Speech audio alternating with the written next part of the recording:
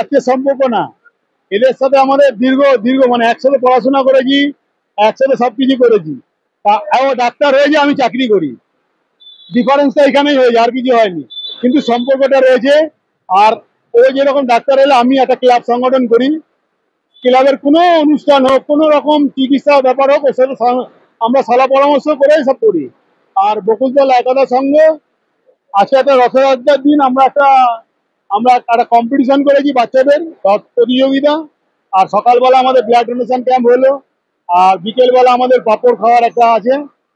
এটা তো একটা সামাজিক কাজ। আর বকুলতলা একতা সংঘ সারা বছর মানুষের সেবা কাজ করে থাকে। অ্যাকচুয়ালি এই সম্বর্ধনা ঠিক নয়, এটা হচ্ছে বন্ধুত্বপূর্ণ সহযোগিতার হাত মিলন। প্রত্যেকটা বছর আমাকে বীরেনকে নিমন্ত্রণ করতে হয় না, কারণ হচ্ছে বীরেনের অনুষ্ঠান মানে আমার অনুষ্ঠান।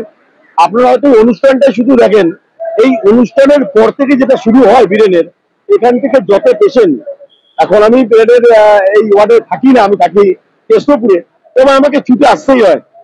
এবছরে সব থেকে বেশি যে পেশেন্ট বীরেন পাঠিয়েছে এখান থেকে, মিনিমাম আমাদের এখান থেকে 17 থেকে 18 জন প্যারালাইসিস পেশেন্ট আমার চেম্বারে পাঠিয়েছে, যেখানে পুরো 6 মাস করে ফিজিওথেরাপি করেছে, যে পেমেন্টটা বীরেন করেছে।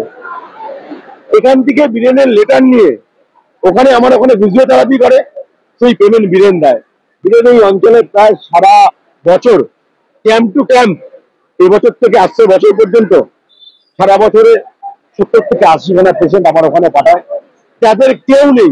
ইভেন তাই নয়, এমন কিছু পেশেন্ট পাঠায় যে সমস্ত সন্তানরা বাবা মাকে দেখে না, সেই ধরনের পেশেন্ট গুলোকে বীরেন বিনা পয়সায় আমার ওখানে করানো হয়। তার জন্য আমি সবাইকে বলি, সর্বদা বকুলতলা এই অনুষ্ঠানে নিমন্ত্রণ করতে হবে না, অন্তরের টানে দুটি মনের একটি আশা, যার নাম ভালোবাসা, বীরেনের সঙ্গে ভালোবাসা, প্রত্যেকবার ছুটে আসবো। সুন্দরভাবে হলো আজকে আমাদের, সবাই এখানে দেখেছেন 100-এর উপরে রক্ত দিয়েছে মানুষ। আর আমরা ওয়েট করছি সন্ধ্যাবেলায় আমাদের রক্তশুদ্ধ প্রতিযোগিতা হবে প্রত্যেকবারের মতন। আর তার সাথে মানুষকে আমরা একটু পাপড় মিষ্টি এগুলো তুলে দেবো, যেটা প্রথা রয়েছে রথের দিন।